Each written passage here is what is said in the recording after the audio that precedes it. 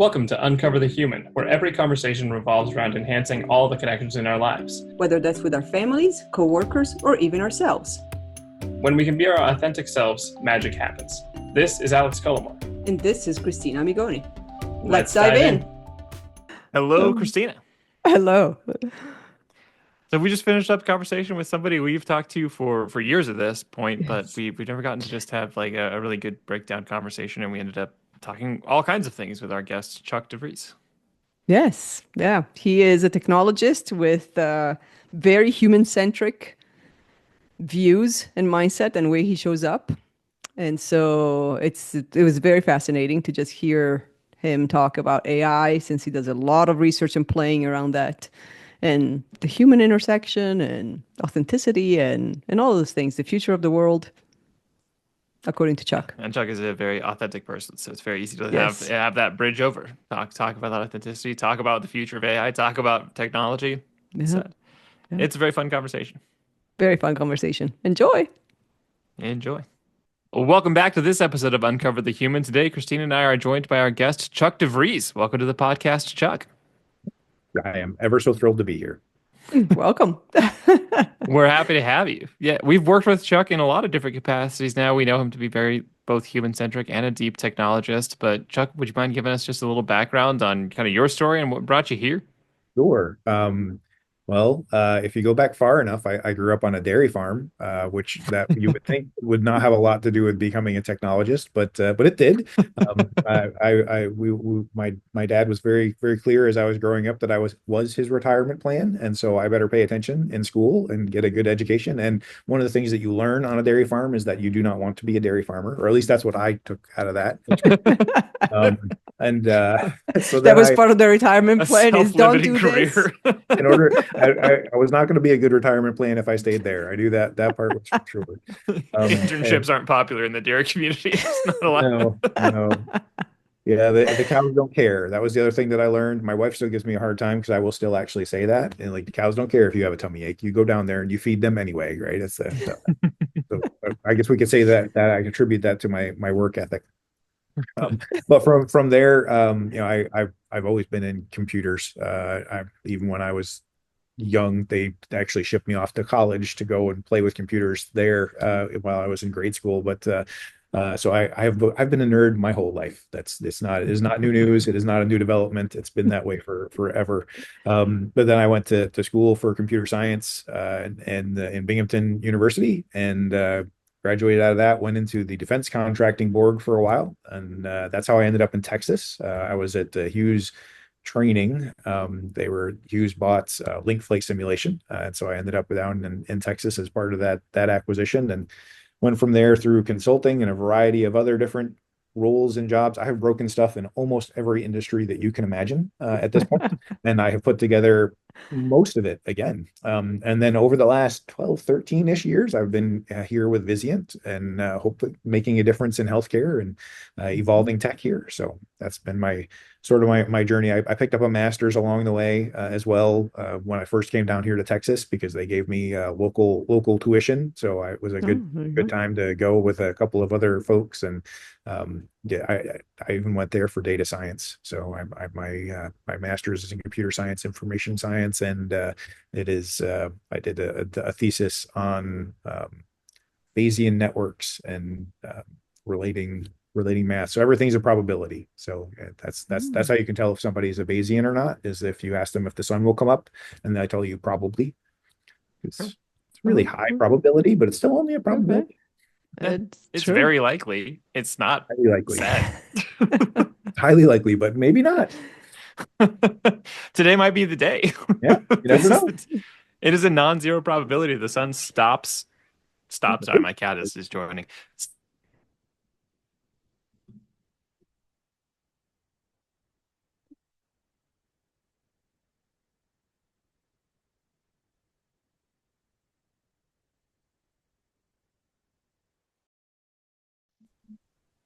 Oh, hey, the recording's back. It told us the recording had stopped.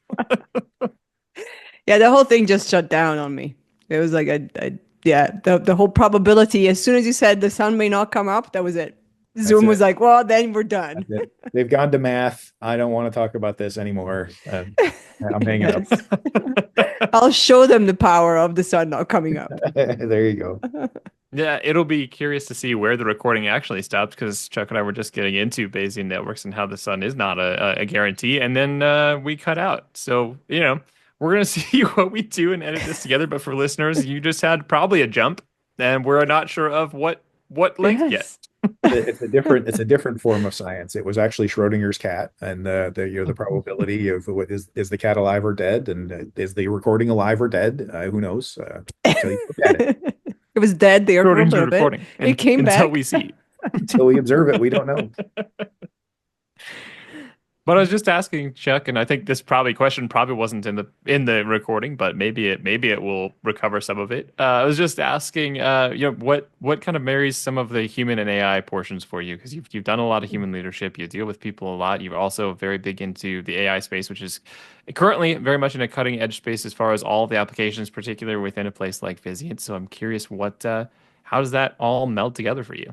I have heard AI is a thing. Times, yeah. No, when there's been a wave after wave of technology change, right? Whether you go and you say electricity and how it's coming in, or whether you're talking about the internet or all the different waves of things. And AI is another one, and it's moving fast, right? But with each one of those waves, it only goes as fast as people's ability to understand it, grok it, put it into use, figure out how to, in the case of electricity, how to rearrange the factory floor so that you could take advantage of the power rather than having to be around the one wheel that turned. In this particular case, it's what are you going to do with the workflows? What does it actually mean to me? It's a particularly existential one too, in a number of different places, right? There's all kinds of you want to get a popular YouTube video, say, okay, this bot is going to replace you. What? I better check that out, right? Whether you're a developer or whether you're a business person, it doesn't matter. There's some impact to your job and what's going to happen. So it's been to me, it's been a really important aspect of this is to meet people where they are and then help them to be able to share with one another what they have found to be the most productive uses, because then it's not some weird technologist telling them, hey, you should use this tool and it will replace all of these things for you. It's, hey, I found this thing, it's really useful, I do these sorts of things. And then those folks that are like that person can also say, yeah, I'm like them. That they have a lot more relevance to me than say a Chuck, because they do the same job that I do, and I can get some efficiency out of that too. That's a far more useful way to be able to look at it. Because otherwise, a lot of times, we look at it far too often. AI is a genie right now. It's like I ask the genie a question, the genie gives me an answer. And unfortunately, like many genies, there's always a trick in there. So you gotta figure out how to ask the genie the question right. That makes sense. I remember the last big fad was the cloud. That was going to save everything. We were all going to move everything to the cloud. Everything was after some suspicion, which we're currently kind of in the suspicion phase of the AI adoption curve. What it became, what it was, which is just a helpful tool in some places, and we got better at using it. Yeah, I think the future with AI, the ability for because they keep getting smarter and smarter, right? It takes more and more compute power. GPUs take more and more. I think Jensen Huang recently said, it takes 100 times more GPUs right now to do the inference for what's behind ChatGPT as it did when they first launched 2 years ago now, which seems like both forever. Like 2 years feels like it's been forever, and it's really short, right? All at the same time. But they've gotten so much smarter, and you can see that in the models where when it first came out, it was like, wow, I can ask it a question, it'll give me a smarter answer.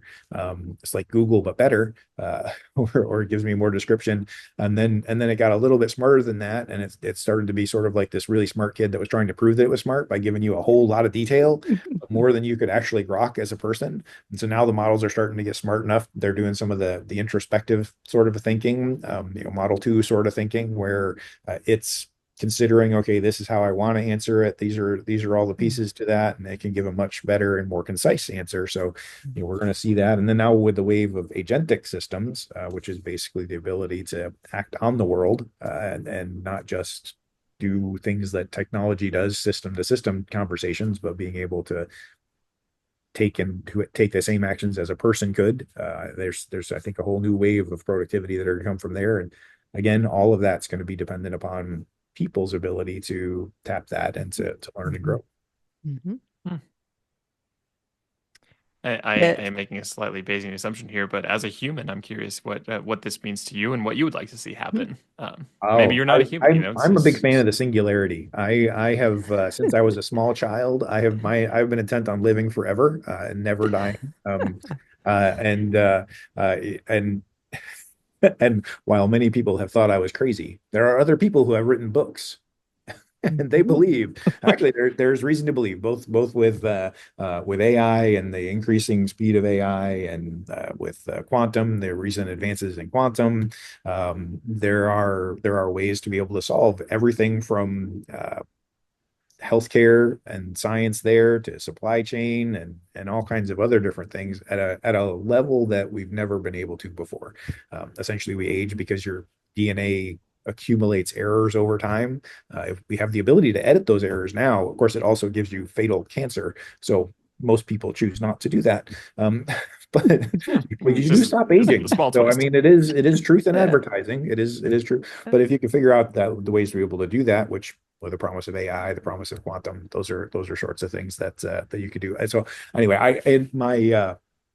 what I would love to see is just progressively making people's lives better. Right. I think I am a fan of the I guess the more utopic version of the future than the dystopic version of the future, which Terminator is never going to become a thing, because it would be far more effective for the AI to bribe us as humans to do terrible things than to build an army of robots. So don't worry about that. That makes a lot of sense. Well, that's much less worrisome. Yes. Now I feel better. I'm going to sleep better tonight.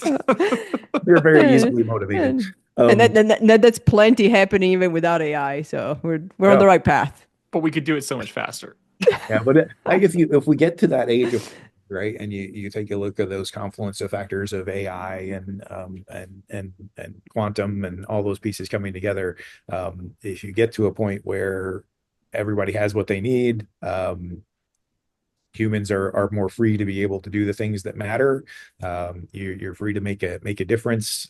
Your needs can be met through those things. That's what I would love to see come from all of this stuff, which I know sounds a little woo out there, but it's within the realm of possibilities, especially if we all work together on it, versus as a bunch of separate.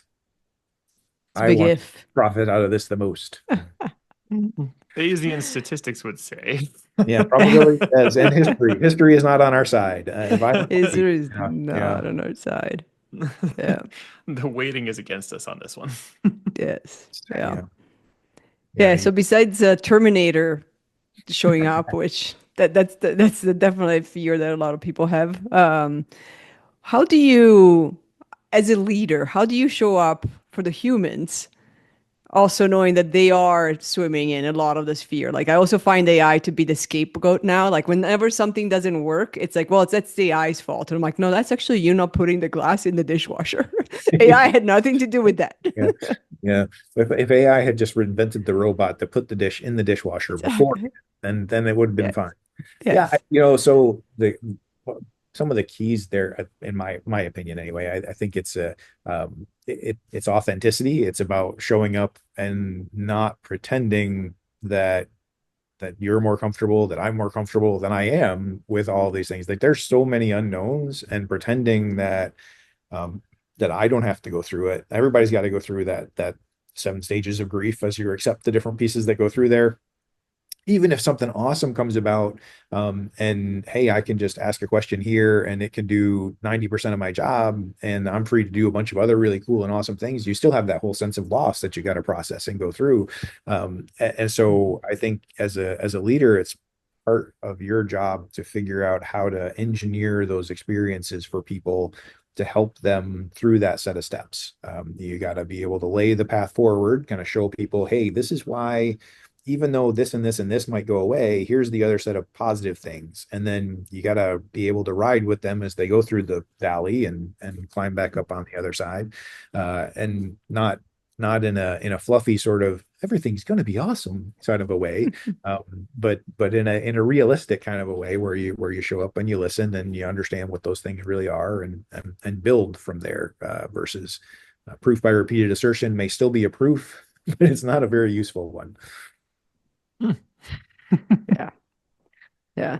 That makes a lot of sense, especially the going with them through the process and understanding where they're coming from. One of my This is one of my I don't know, it's probably a more funny story, but it's also a little weird story. And so early on in the days of ChatGPT, one of the major talk tracks, and it's still around quite a bit, was around, hey, generative AI is going to replace all of the developers. And so I was started to get questions from some of the senior leaders and strategy people around, okay, well, when do you think we're going to be able to replace all the developers? Like, one, I don't really think that we're going to replace all of the developers, because you can really, even if you replace all of the coding that happens, there's a whole lot of other things like understanding and all those pieces. But put all of that stuff aside, and eventually they'd ask the question enough times, I'm like, let me show you how easy it is to disrupt what it is that you do. And I asked a couple questions. I got it to give me a strategy set of points around how to be able to build a business to do a set of things. I had it generate a PowerPoint deck, and I said, look, all roles will be disrupted. And they stopped asking me questions for at least 6 months. That's good. That's very good. That's it's not just developers. We could actually replace everyone. Right. Yeah. I mean, it's true. Like it's not like, so this is the, I don't know if you go back all the way to the Luddites and the looms, right?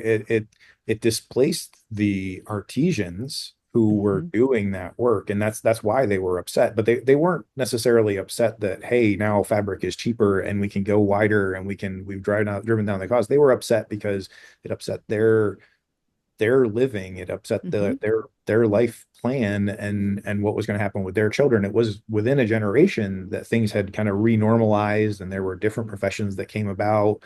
The way that textiles were created, we actually became much better for humanity as a whole, even though it did definitely have impact on those artisans. We're going to see some similar sort of effects here, with AI, where it's going to displace some things. And this one is scarier for, I think, people who maybe have traditionally thought, well, it's not going to affect my job. I'm a knowledge worker and you can't do that. But this one's squarely aimed at the knowledge worker. This is all about knowledge. It basically can answer PhD level questions. It can put together business plans. It can put together a bunch of those things. And that just means that we're going to have to figure out, all right, so what does that mean that we're going to do next? How do we utilize that? How do we manage that suite of now really smart little bots that I've got an army of intern PhD students, and I can't let them run on their own. That would be crazy. But if I can set up the environment correctly around them, I can get some really awesome stuff together. Yeah. Makes sense. One thing I think about in terms of technology and AI is definitely challenging this is that technology has moved us very quickly. I mean, when it's moved from being tape cassettes in the 90s to now we're talking about AI here, like a mere 30 years later. Yeah. And AI itself has so much advancement, even within, like you were just saying, it's been 2 years, which feels simultaneously like a month and a decade all at the same time. It is both. And one thing that is challenging is keeping up with things, and not in the keeping up with knowing all of the things, but humans have a time to process change every time there's a change. And AI is moving so fast, and technology has always moved a little faster than we've been able to keep up with. And social media came around, and it's taken us a while to start to get our heads around it. And I think we do get our heads around it. But if you have something that's moving as fast as AI, what are ways people can at least maybe either spare their sanity or just know that this is going to move faster than we're going to be on top of?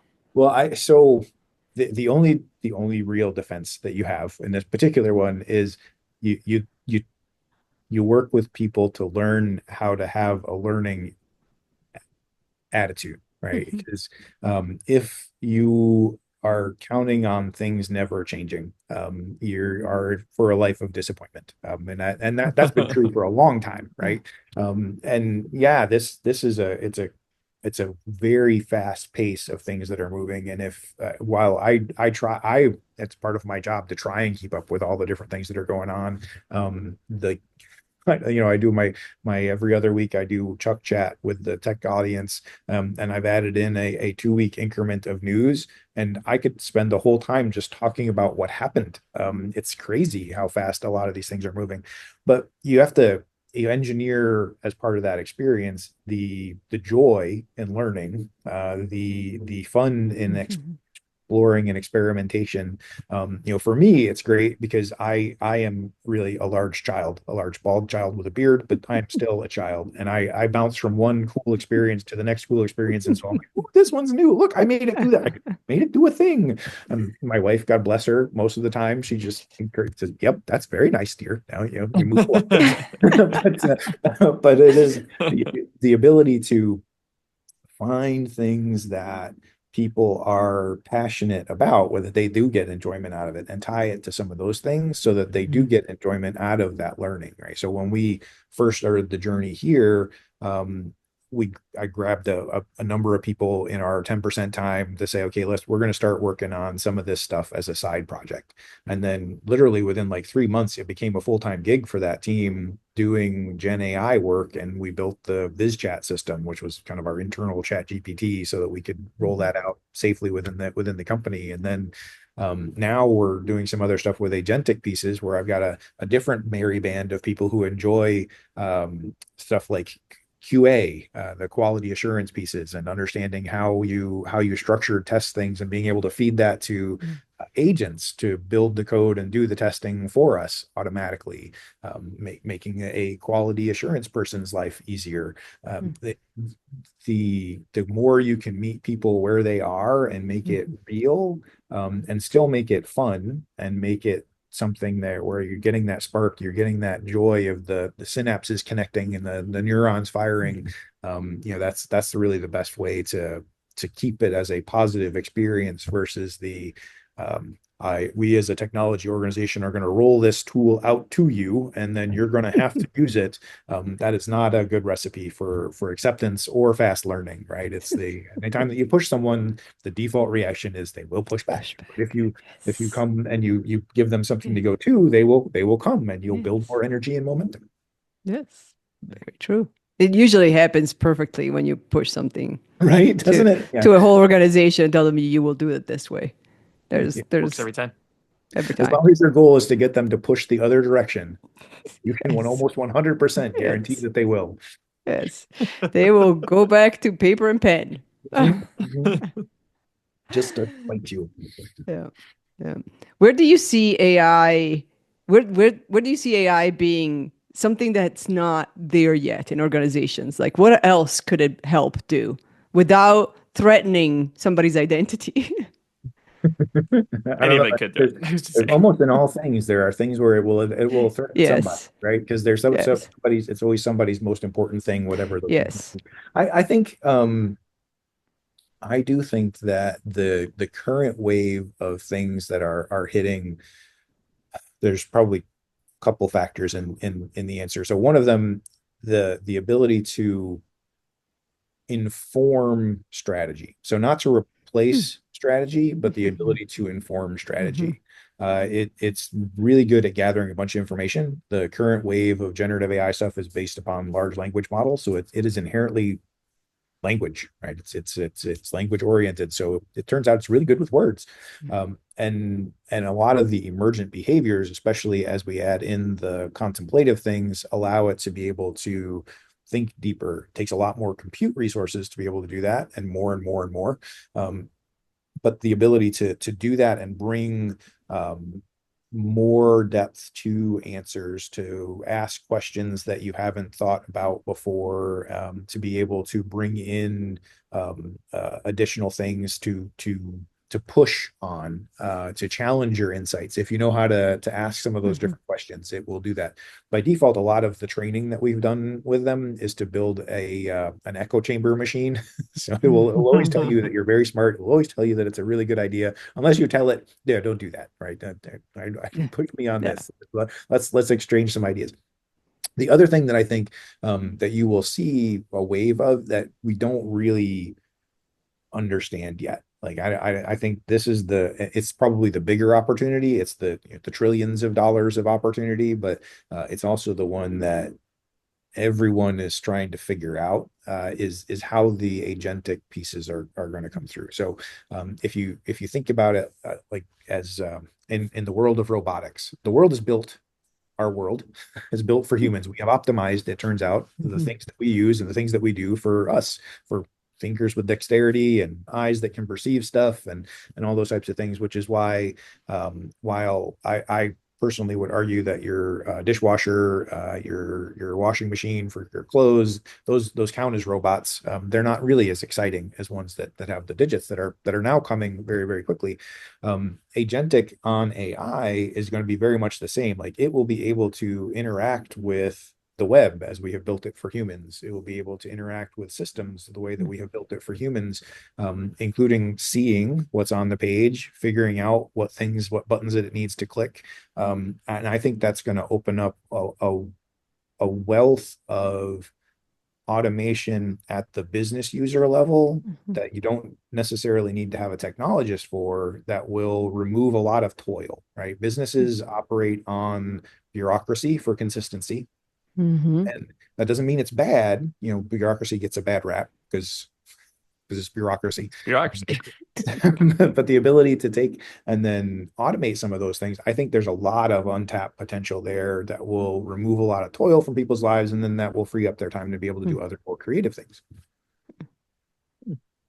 Sounds good. I wouldn't mind some bureaucracy being eliminated. Yeah. In the right place, bureaucracy is fantastic. Yeah. In the right place, as long as I don't have to be the one in it, I'm fine. Exactly. It's great for other people. That's the truth of like being in the architecture business. A good bit of my career, right, is everybody agrees there should be a standard for this for those people.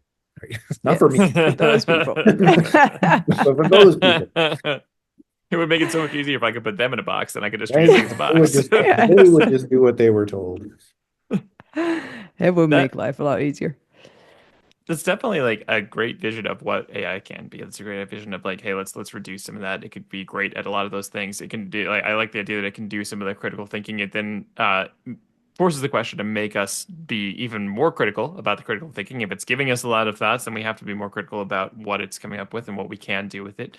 Not just trust it outright and not just defy it outright, but actually figure out what's valuable about what it's saying. I'm always curious because there's examples like the assembly lines, and when everybody thought for a little while that 40-hour work weeks can be a thing of the past, like we don't need that. We have processes. People will have so much leisure time. AI seems like another chance for us to. Yes, it could take a lot of responsibilities, but we don't seem to be able to divorce ourselves as a people from let's do 40 hours a week. What does that either look like? What do those 40 hours start to look like? Or what do we do to help people maybe manage the transition if we don't need that? That is a fantastic question, and one that I am personally ill-equipped to answer. I mean, I'll give you my thoughts on it anyway, but you could ask AI and see what happens. There you go. Yeah, so it's like there's already a term floating around in AI and AI research circles of productivity leakage, right? So that people are figuring out how to be able to use these tools to be able to alleviate some of their work, and they're just doing it quietly and then using that time to go get more coffee. Or go talk at the water cooler for longer or whatever. And so you're leaking you're getting productivity gains, but you're not seeing value as a return. So I think, that this is one of the ones where it's going to take time for us to figure out. There's new measures that are going to have to be put in place. There's new incentives that are going to have to be put in place. The things that will how like most companies are terrible at measuring productivity already. And so you introduce some tools that make productivity better. or great, you still don't measure it. You still don't know. It feels better, so it must be good, right? Yeah. All right. The this is part of why as we were rolling out our Gen AI pieces across the company, we've gone with the joy factor as our measure. Like, do people enjoy using it? Has it made a positive difference in their life? That's the first measure. Then we get a little deeper to say, okay, here's the 20 tasks that you do in an average day. Are you spending less time doing this and more time doing this? And then you can get it to more discrete measures. But leading off with that part tends to, it makes people you get much more of a kick response. Like, that's you're just trying to get productivity out of me. And it's sort of like when you see something in social media and it's obvious they're just trying to sell you something. You're like, your brain kicks into a different gear and goes, I am dubious about all of these things. And you come with somebody, but here's a bunch of measures of how we can show you where you're going to be more productive. You are selling me something, and I am dubious. But if you hit them joy, are you happier? Is it making it positive? Yes, it is. All right, then they can help you with what those measures actually should be, and that makes sense. And it's going to take a bunch of rewiring to be able to do that. And I don't think we know what we would want to do either. Like, so let's say it all went away and suddenly we have these all powerful Gen AI bots that can handle all distribution and everyone's needs are met all the time. Then what are we going to do as humanity? I That's a think good question. that is a very existential question, right? It's and why that flies. I hope for the utopia, but the violent monkey side is also still there, right? we still may choose to fight and wrestle and do other stupid things. Well, they're still definitely going to stay a power grab and a money grab. So Yeah. that's not going what anywhere. drives a lot of it. An interesting thing to think about right now, there are billions and billions of dollars going into this stuff, right? And whether it's GPU capacity, it's inference capacity, and it's across every continent and country and many different companies, and everybody's chasing this. It is very much akin to the bandwidth race when that was occurring and people were laying cables across the ocean and running all these things everywhere. Like, the return on investment was only there for a very few in the end. There's a lot of money that was lost, but then it opened up so many other secondary effects and tertiary effects in terms of all the bandwidth that we have now, all the waves of the internet and the internet's capabilities, not just hey, like I remember this, not to date myself, but when I found this really cool thing, there's a browser called Browser Mosaic. It goes to this web and I remember. that was what I was excited Yes. about. I could use it for Gopher and I could go find research papers. That was it. Versus I now, remember that. hey, you can buy everything, you can get your groceries, you can do all of these different things. It's very, very different. I think we're going to see a similar sort of wave with AI as well, right? So yes, that's part of what incents both nation states and companies to go, because they want to be able to claim that value.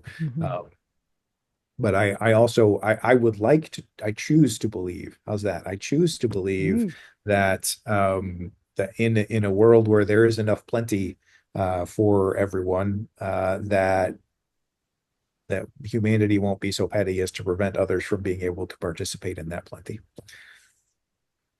Yeah, it's a good hope.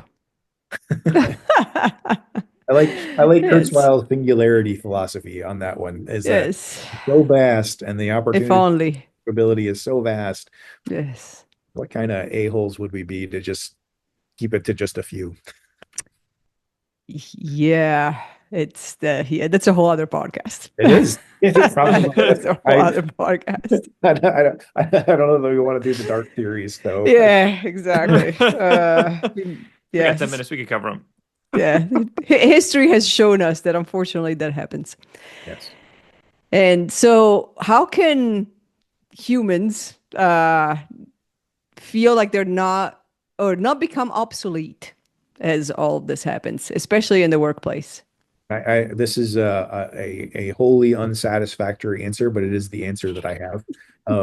It is, we have not as humans become obsolete in any of our previous inventions. That's true. And That's very true. I don't see a reason to believe that we will become obsolete. Now, the things that we value and the things that we think make us valuable, those may change, fundamentally as these things go forward. But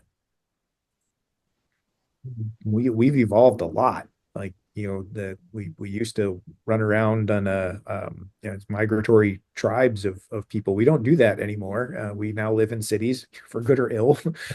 We have a mixed distribution system at one point in time, the majority of the populace was required to just worry about food. We don't do that anymore either. Now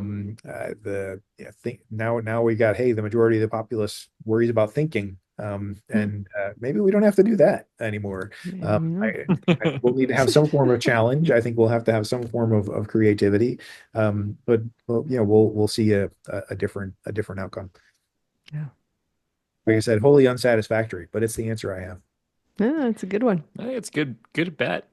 Yeah.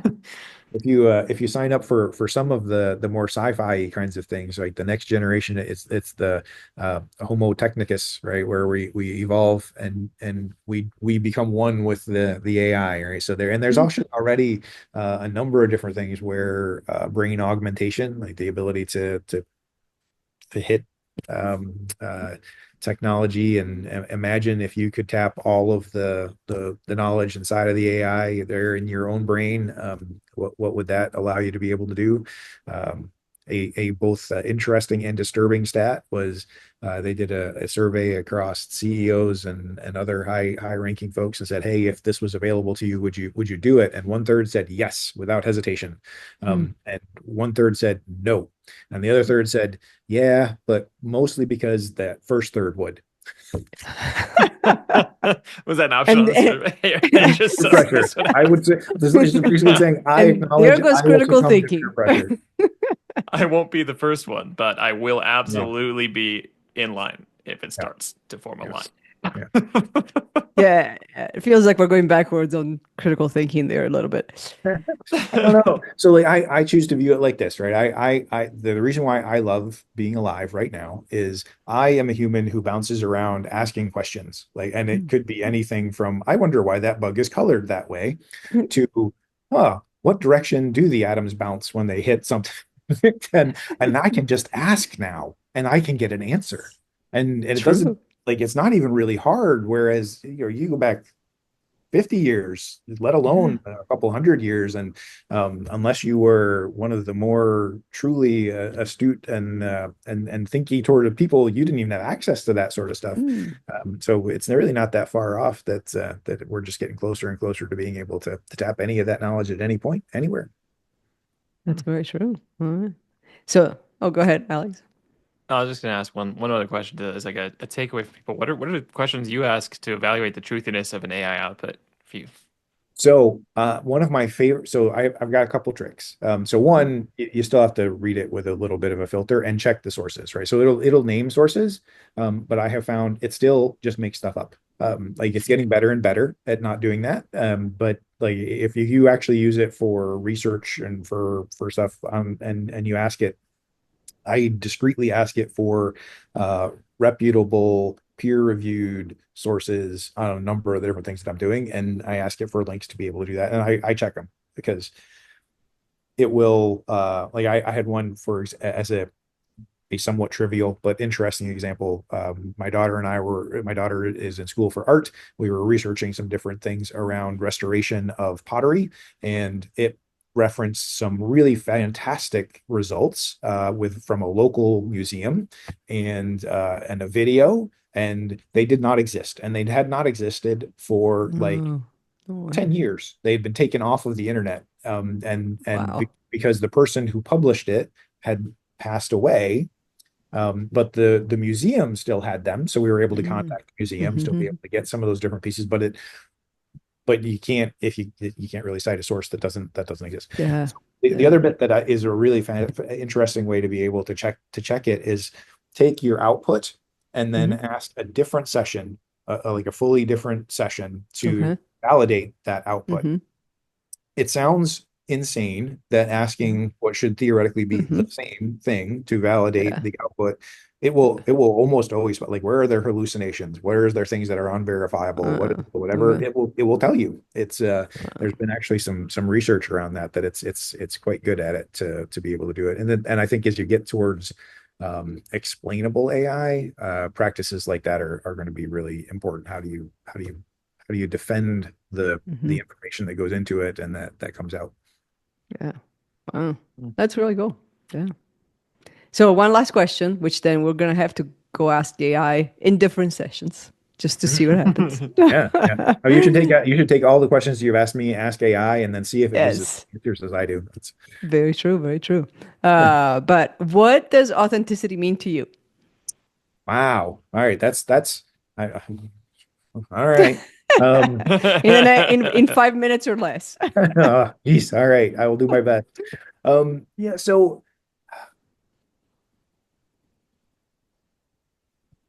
I from an authenticity point of view, it's shown up as who you are. And I firmly believe that is one of the best ways to be able to both have joy in your life, and to be in a situation which is best for you.